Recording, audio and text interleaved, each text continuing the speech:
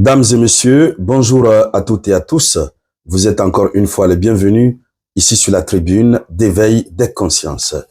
Ça fait la une de l'actualité internationale, ce revirement spectaculaire de la part de ce monsieur qui se présentait comme étant un président modèle, comme étant un président respectueux des valeurs démocratiques, des valeurs républicaines, le général d'armée Embalo Sissoko, qui est allé du côté de Burkina Faso tenter de semer le désordre total à l'époque en tant que président en exercice de la CEDEAO, ce général Embalo Sissoko qui est allé se joindre à l'équipe maléfique de la CEDEAO pour tenter de renverser le pouvoir, le régime du général Abdourahmane Tiani.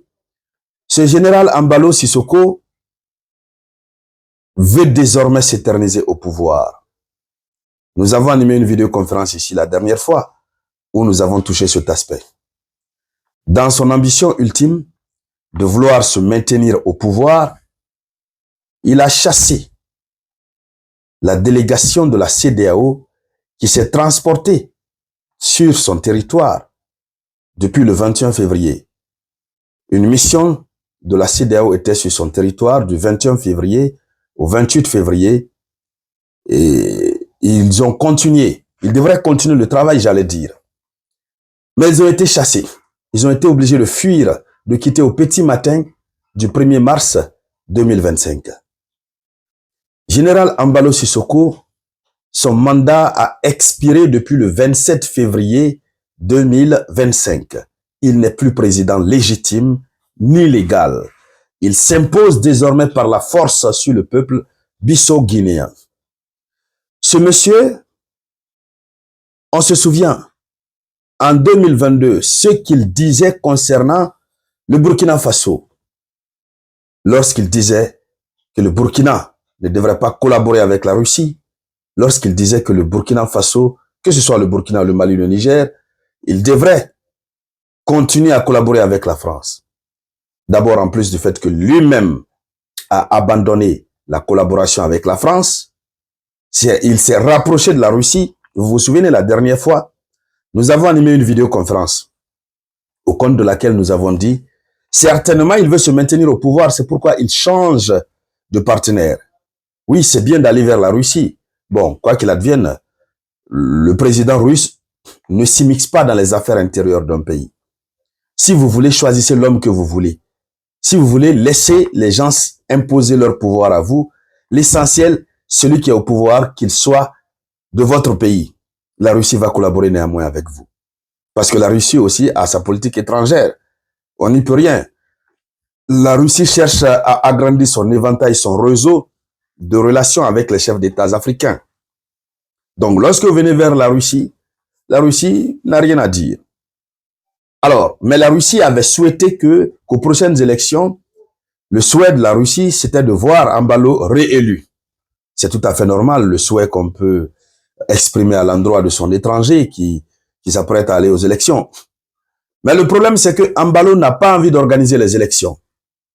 Ce que vous devez retenir, c'est que il a fait prendre une décision par la Cour suprême pour prolonger, évidemment, son mandat jusqu'au mois de septembre, je crois le 4 septembre. Alors, juridiquement, cela n'est pas prévu par la Constitution bissau-guinéenne, mais au moins s'il s'en tenait à ça, il ne s'en tient pas à ça. Il a projeté organiser les élections législatives et présidentielles en 2025, en novembre 2025. Qu'est-ce qui prouve qu'il va organiser? Il n'a aucune intention. Il est militaire. Il a vu, dans les autres pays, les autres ont pris le pouvoir par les armes. Ils sont là. Et leur mandat ne fait que s'accroître. Donc, lui aussi, il veut transformer son pouvoir. Il sait qu'il n'est plus aimé. Personne ne pourra voter pour lui, puisque dans son pays, il a montré ses limites, notamment lorsqu'il s'est levé contre les peuples frères les peuples frères de la Guinée-Bissau. Je veux parler du Mali, du Niger et du Burkina Faso.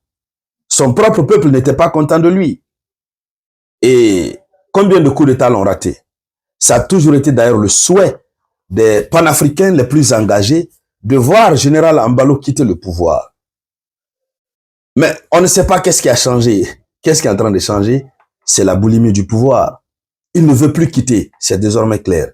Sinon, ce monsieur qui était président de la CEDEAO, hier la CEDEAO était bonne. Pourquoi aujourd'hui la CEDEAO est mauvaise? La CEDEAO a fait un communiqué que nous allons voir tout à l'heure. C'est aujourd'hui que la CEDEAO est devenue mauvaise. Jusqu'à ce qu'il les expulse.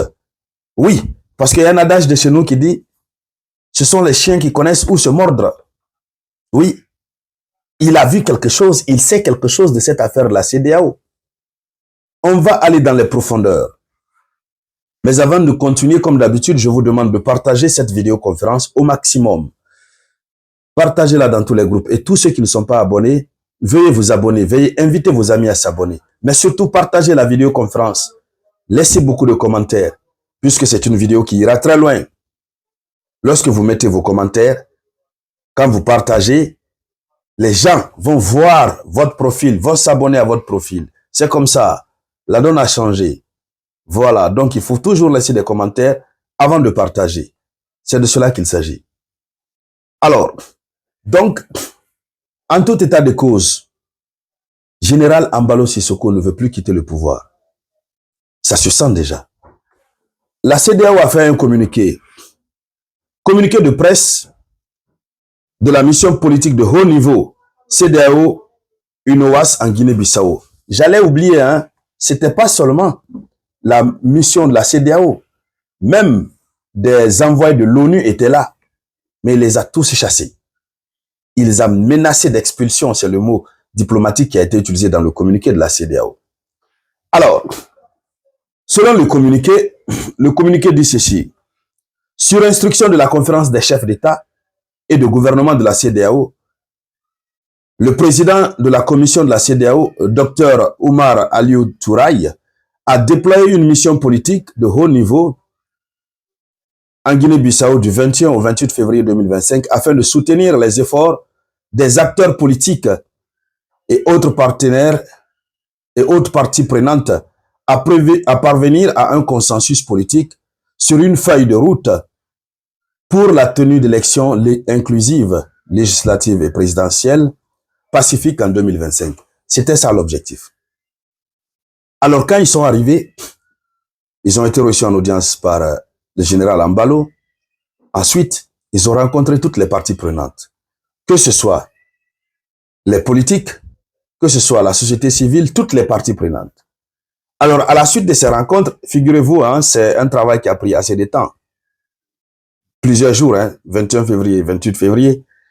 Donc, à la suite de tout ça, ils ont produit un accord qui devrait être le consensus politique qui devrait être signé.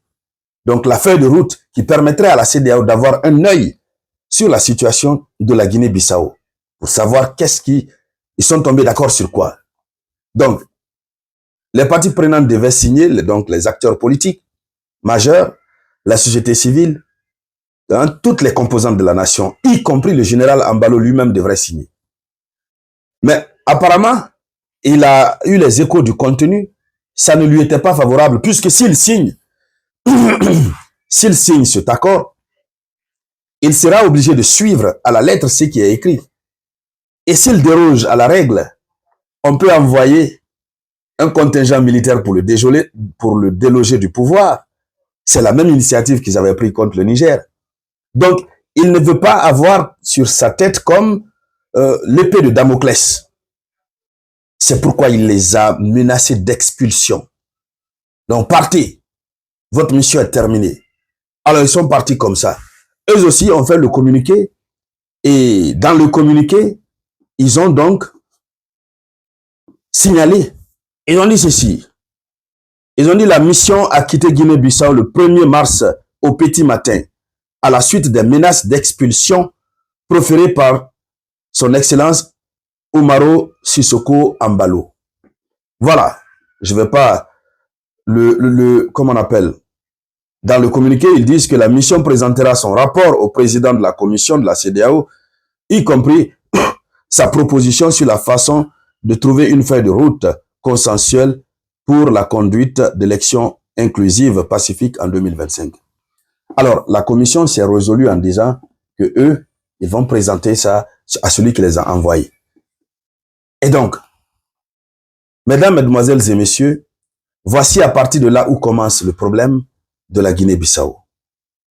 Est-ce que nous pouvons croire, qui pouvait croire que quelqu'un comme Général Embalo Sissoko, qui se présentait comme un président modèle, un président respectueux des règles démocratiques, celui-là même qui qualifiait le président burkinabé, président malien, président nigérien, de junte au pouvoir, de chef de la junte, lui aussi est devenu chef de junte, puisqu'il est dans une sorte de coup d'État constitutionnel.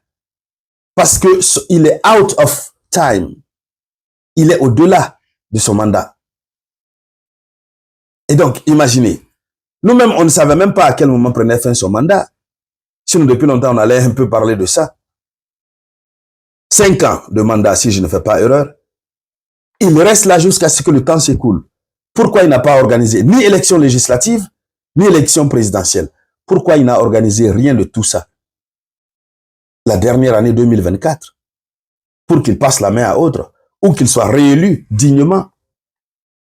Alors, le vrai problème pour ceux qui ne comprennent pas, bientôt nous assisterons à la suppression des régimes soi-disant démocratiques en Afrique.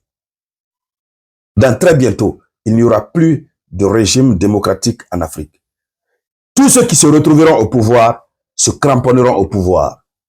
Nous aurons à aborder cette partie substantiellement. Vous allez comprendre. Ce sont les mutations politiques. Le continent est confronté à ces mutations politiques. Oui. Et Embalo, là où il est, il peut reporter sa tenue militaire et dire, bon, c'est bon, le pays a tel, donc plus d'élections, machin, il instaure une loi martiale, etc., etc. On reviendra pour donner plus de détails. Alors, chères dames, chers messieurs, arrivé à ce niveau, il ne me reste qu'à vous dire merci à toutes et à tous pour vos contributions à la réalisation de la vidéoconférence. N'oubliez surtout pas de la partager au maximum. Je vous reviens tout à l'heure par la grâce du Tout-Puissant avec de nouvelles actualités. C'était la voix de votre unique samouraï.